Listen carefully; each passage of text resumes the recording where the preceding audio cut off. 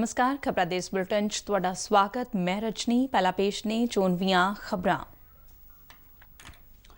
केंद्र ਵੱਲੋਂ शुरू की आयुष्मान भारत सेहत ਅਤੇ ਵੈਲਨੈਸ ਕੇਂਦਰ ਮੁਹਿੰਮ ਦੇ ਹੋਏ 4 ਸਾਲ ਮੁਕੰਮਲ। ਸਿਹਤ ਮੰਤਰਾਲਾ ਵੱਲੋਂ ਅੱਜ 1 ਲੱਖ ਕੇਂਦਰਾਂ ਤੋਂ ਈ ਸੰਜੀਵਨੀ ਟੈਲੀ ਸਲਾਹ ਮਸ਼ਵਰਾ ਸਹੂਲਤ ਦੀ ਕੀਤੀ ਜਾਵੇਗੀ शुरुआत। संकट मोचन भगवान हनुमान जी जयंती आज भरपूर श्रद्धा ते उत्साह नाल मनाई जा रही है।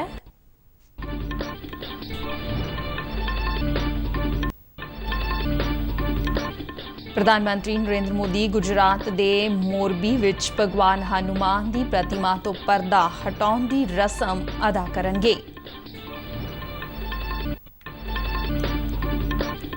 केंद्रीय टीमां वालों पंजाब दे 6 ਜ਼ਿਲ੍ਹਿਆਂ ਦੀਆਂ ਮੰਡੀਆਂ ਵਿੱਚ ਸੁੰਗੜੇ ਅਨਾਜ ਦੇ ਸਰਵੇਖਣ ਦਾ ਕੰਮ ਜਾਰੀ।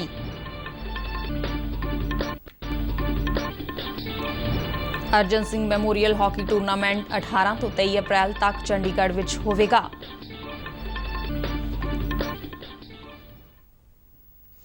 ਹੁਣ ਖਬਰਾਂ ਵਿਸਥਾਰ ਨਾਲ। ਸਮੁੱਚੇ ਦੇਸ਼ ਵਿੱਚ ਮੁੱਢਲੀਆਂ ਸਿਹਤ ਸੇਵਾਵਾਂ ਨੂੰ ਮਜ਼ਬੂਤੀ ਦੇਣ ਦੇ ਮਕਸਦ ਦੇ ਨਾਲ ਕੇਂਦਰ ਵੱਲੋਂ ਸ਼ੁਰੂ ਕੀਤੇ ਗਏ ਆਯੁਸ਼ਮਾਨ ਭਾਰਤ ਸਿਹਤ ਅਤੇ ਵੈਲਨੈਸ ਕੇਂਦਰ ਅਭਿਆਨ ਨੇ 4 ਸਾਲ ਪੂਰੇ ਕਰ ਲਏ ਨੇ। ਸਿਹਤ ਮੰਤਰਾਲਾ ਮੁਤਾਬਿਕ ਆਜ਼ਾਦੀ ਕਾ ਅੰਮ੍ਰਿਤ ਮਹੋਤਸਵ ਦੇ ਜਸ਼ਨਾਂ ਤਹਿਤ ਅੱਜ ਤੋਂ 22 ਅਪ੍ਰੈਲ ਤੱਕ ਇੱਕ ਹਫ਼ਤੇ ਲਈ ਵਿਸ਼ੇਸ਼ ਸਮਾਗਮ ਕਰਵਾਏ ਜਾ ਰਹੇ ਨੇ। ਇਨ੍ਹਾਂ ਜਸ਼ਨਾਂ ਤਹਿਤ ਭਲਕੇ 17 ਅਪ੍ਰੈਲ ਨੂੰ ਸਾਰੇ ਸਿਹਤ ਅਤੇ ਵੈਲਨੈਸ ਕੇਂਦਰਾਂ ਵਿਖੇ ਯੋਗ ਦੇ ਸੈਸ਼ਨ ਆਯੋਜਿਤ ਕੀਤੇ ਜਾਣਗੇ, ਜਦਕਿ 18 ਅਪ੍ਰੈਲ ਨੂੰ ਬਲਾਕ ਸਿਹਤ ਮੇਲੇ ਲਗਾਏ ਜਾਣਗੇ। केंद्रीय सेहत मंत्राला ਵੱਲੋਂ आयुष्मान भारत सेहत ਅਤੇ ਵੈਲਨੈਸ ਦੀ ਚੌਥੀ ਵਰ੍ਹੇਗੰਢ ਮੌਕੇ ਅੱਜ 1 ਲੱਖ ਕੇਂਦਰਾਂ ਤੋਂ ਈ ਸੰਜੀਵਨੀ ਟੈਲੀ ਸਲਾਹ ਮਸ਼ਵਰਾ ਸਹੂਲਤ ਸ਼ੁਰੂ ਕੀਤੀ ਜਾਵੇਗੀ। ਸਿਹਤ ਮੰਤਰੀ ਡਾਕਟਰ ਮਨਸੁਖ ਮਾਂਡਵੀਆ ਨੇ ਟਵੀਟ ਕਰਦਿਆਂ ਕਿਹਾ ਕਿ ਹੁਣ ਆਮ ਨਾਗਰਿਕ ਵੀ ਦੇਸ਼ ਦੇ ਵੱਡੇ ਮਾਹਿਰ ਡਾਕਟਰਾਂ ਤੋਂ ਸਲਾਹ ਮਸ਼ਵਰਾ ਲੈ ਸਕਣਗੇ। ਉਨ੍ਹਾਂ ਕਿਹਾ ਕਿ ਸਰਕਾਰ ਆਯੁਸ਼ਮਾਨ ਭਾਰਤ ਸਿਹਤ ਅਤੇ ਵੈਲਨੈਸ ਕੇਂਦਰਾਂ ਦੇ ਨਾਲ ਮੁੱਢਲੀ ਸਿਹਤ ਸੇਵਾ ਦੇ ਨੈਟਵਰਕ ਮਜ਼ਬੂਤ ਕਰ ਰਹੀ ਹੈ। ਮੰਤਰਾਲਾ ਮੁਤਾਬਿਕ ਸਮੁੱਚੇ ਦੇਸ਼ ਵਿੱਚ ਹੁਣ ਤੱਕ 1,17,000 ਤੋਂ ਵੱਧ ਸਿਹਤ ਅਤੇ ਵੈਲਨੈਸ ਕੇਂਦਰ ਚਾਲੂ ਹੋ ਚੁੱਕੇ ਨੇ। ਪੰਜਾਬ ਦੇ ਸਿਹਤ ਤੇ ਪਰਿਵਾਰ ਭਲਾਈ ਮੰਤਰੀ ਡਾਕਟਰ ਵਿਜੇ ਸਿੰਗਲਾ ਨੇ ਕਿਹਾ ਕਿ 18 ਅਪ੍ਰੈਲ ਤੋਂ ਸੂਬੇ ਵਿੱਚ ਵੱਖ-ਵੱਖ ਥਾਵਾਂ ਤੇ ਸਿਹਤ ਮੇਲੇ ਲਗਾਏ ਜਾਣਗੇ। ਚੰਡੀਗੜ੍ਹ ਤੋਂ ਜਾਰੀ ਇੱਕ ਬਿਆਨ ਦੇ ਵਿੱਚ ਉਨ੍ਹਾਂ ਕਿਹਾ ਕਿ ਸੂਬਾ ਵਾਸੀ ਸੰਚਾਰੀ ਅਤੇ ਗੈਰ ਸੰਚਾਰੀ ਬਿਮਾਰੀਆਂ ਦੀ ਦੋਹਰੀ ਮਾਰ ਚੱਲ ਰਹੇ ਨੇ ਅਤੇ ਇਹਨਾਂ ਵਿੱਚੋਂ ਕਈ ਬਿਮਾਰੀਆਂ ਦੀ ਰੋਕਥਾਮ ਛੇਤੀ ਜਾਂਚ ਕਰਕੇ ਸਿਹਤ ਸਿੱਖਿਆ ਦੇ ਕੇ ਸਮੇਂ ਸਿਰ ਰੈਫਰਲ ਅਤੇ ਪ੍ਰਬੰਧਨ ਨਾਲ ਕੀਤੀ ਜਾ ਸਕਦੀ ਹੈ। ਡਾਕਟਰ ਸਿੰਗਲਾ ਨੇ ਕਿਹਾ ਕਿ ਇਸ ਤੋਂ ਇਲਾਵਾ ਜਾਗਰੂਕਤਾ ਦੀ ਘਾਟ ਅਤੇ ਸਿਹਤ ਪ੍ਰਤੀ ਮਾੜੀਆਂ ਆਦਤਾਂ ਕਈ ਬਿਮਾਰੀਆਂ ਦੇ ਮੁੱਖ ਕਾਰਨ ਪਾਏ ਗਏ ਨੇ। ਉਨ੍ਹਾਂ ਕਿਹਾ ਕਿ ਇਹ ਮੇਲੇ ਬਲਾਕ ਪੱਧਰ ਤੇ ਲਗਾਏ ਜਾਣਗੇ, ਜਿੱਥੇ ਸਿਹਤ ਸੇਵਾਵਾਂ ਦੇ ਨਾਲ-ਨਾਲ ਵੱਖ-ਵੱਖ ਬਿਮਾਰੀਆਂ ਅਤੇ ਉਹਨਾਂ ਤੋਂ ਬਚਾਅ ਦੇ ਉਪਾਵਾਂ ਸੰਬੰਧੀ ਜਾਣਕਾਰੀ ਦਿੱਤੀ ਜਾਵੇਗੀ। संकट मोचन भगवान हनुमान जी की जयंती आज भरपूर श्रद्धा ते उत्साह नाल मनाई जा रही है। बजरंग बली दे श्रद्धालु अज सवेर तो ही मंदिरां विच पूजा अर्चना कर रहे ने। भगवान हनुमान जी की जयंती चेत महीने के शुक्ल पक्ष की पूर्णमासी नूं मनाई जाती है। अज दे इस पवित्र दिहाड़े मौके मंदिरां विच हनुमान चालीसा ते सुंदरकांड के पाठ किए जा रहे ने। प्रधानमंत्री नरेंद्र मोदी ने भगवान हनुमान जी की जयंती मौके देशवासियों नूं शुभकामनावां दित्तियां ने। उन्हां कामना कीती है कि शक्ति साहस ਅਤੇ ਧੀਰਜ ਦੇ ਪ੍ਰਤੀਕ ਪਵਨ ਪੁੱਤਰ ਦੀ ਕਿਰਪਾ ਨਾਲ ਹਰੇਕ ਦਾ ਜੀਵਨ ਬਲ ਬੁੱਧੀ ਅਤੇ ਵਿਦਿਆ ਨਾਲ ਸਦਾ ਭਰਪੂਰ ਰਹੇ। प्रधानमंत्री नरेंद्र मोदी वर्चुअल माध्यम राही आज हनुमान जयंती मौके गुजरात के मोरबी विच भगवान हनुमान जी की 108 फुट उच्ची प्रतिमा तो पर्दा हटाउण की रस्म अदा करनगे।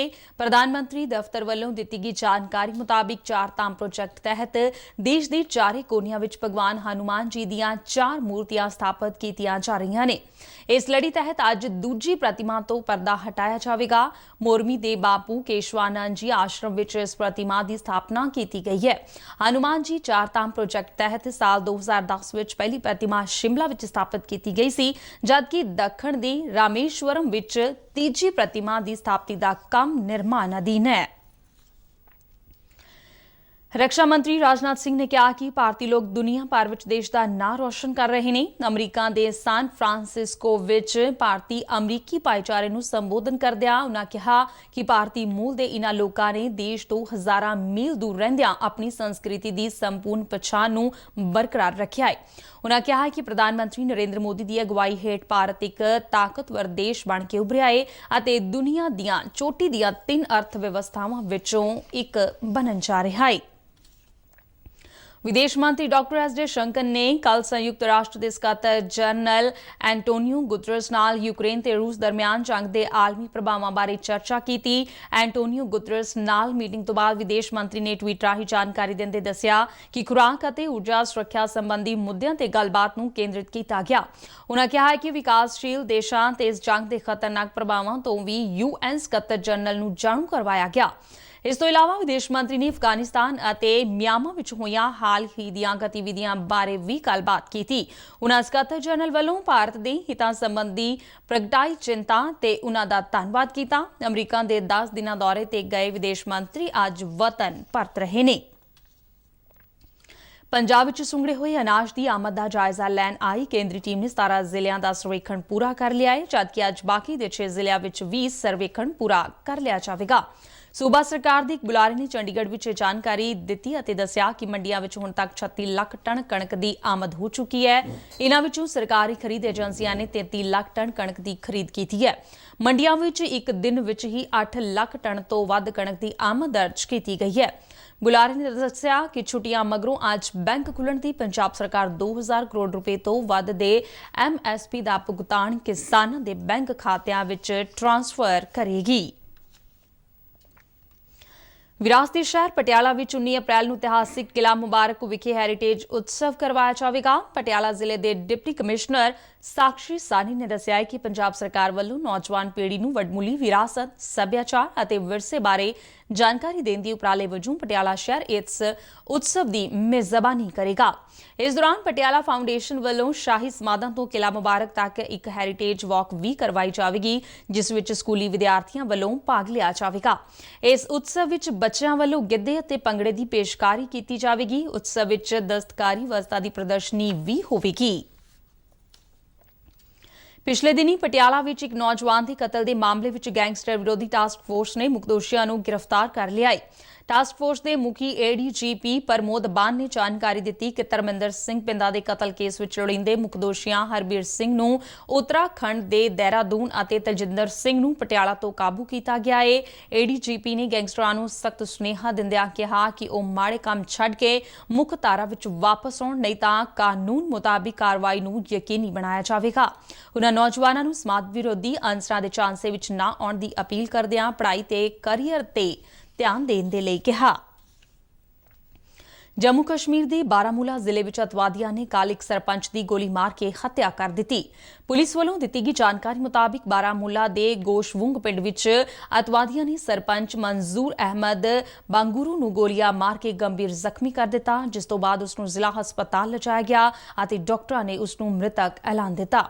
सुरक्षा बलों वालों इलाके नूं घेर के अतवादियों की भाल की जा रही है।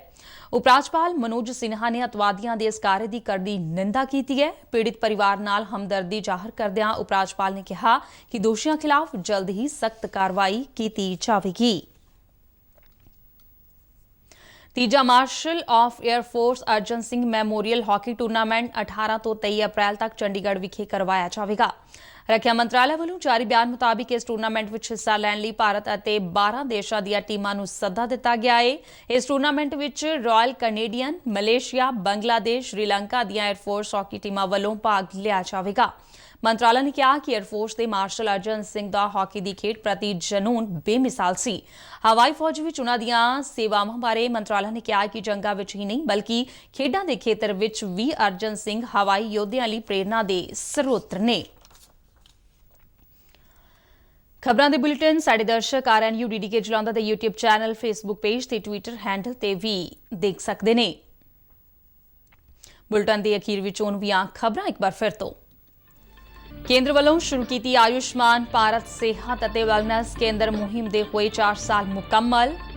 सेहत मंत्रालय वालों आज 1 लाख केंद्रां तो ई संजीवनी टैली सलाह मशवरा सहूलत की जाएगी शुरुआत। ਸੰਕਟ ਮੋਚਨ ਭਗਵਾਨ ਹਨੂਮਾਨ ਜੀ ਦੀ ਜਯੰਤੀ ਅੱਜ ਭਰਪੂਰ ਸ਼ਰਧਾ ਤੇ ਉਤਸ਼ਾਹ ਨਾਲ ਮਨਾਈ ਜਾ ਰਹੀ ਹੈ। ਪ੍ਰਧਾਨ ਮੰਤਰੀ ਨਰਿੰਦਰ ਮੋਦੀ ਗੁਜਰਾਤ ਦੇ ਮੋਰਬੀ ਵਿੱਚ ਭਗਵਾਨ ਹਨੂਮਾਨ ਜੀ ਦੀ ਪ੍ਰਤਿਮਾ ਤੋਂ ਪਰਦਾ ਹਟਾਉਣ ਦੀ ਰਸਮ ਅਦਾ ਕਰਨਗੇ। ਕੇਂਦਰੀ ਟੀਮਾਂ ਵੱਲੋਂ ਪੰਜਾਬ ਦੇ 6 ਜ਼ਿਲ੍ਹਿਆਂ ਦੀਆਂ ਮੰਡੀਆਂ ਵਿੱਚ ਸੁੰਗੜੇ ਅਨਾਜ ਦੇ ਸਰਵੇਖਣ ਦਾ ਕੰਮ ਜਾਰੀ। Arjan Singh memorial hockey tournament 18 ਤੋਂ 23 ਅਪ੍ਰੈਲ ਤੱਕ ਚੰਡੀਗੜ੍ਹ ਵਿੱਚ ਹੋਵੇਗਾ। ਇਸ ਦੇ ਨਾਲ ਹੀ ਖਬਰਾਂ ਦਾ ਬੁਲੇਟਿਨ ਖਤਮ ਹੋਇਆ। ਮੈਂ ਸਟੂਡੀਓ ਤੋਂ ਮਾਸਕ ਲਗਾ ਕੇ ਬਾਹਰ ਜਾ ਰਹੀ ਹਾਂ ਤੇ ਤੁਸੀਂ ਵੀ ਘਰੋਂ ਬਾਹਰ ਨਿਕਲਣ ਲੱਗੇ ਮਾਸਕ ਜ਼ਰੂਰ ਪਹਿਨੋ। ਦਿਓ ਆਗਿਆ। ਨਮਸਕਾਰ।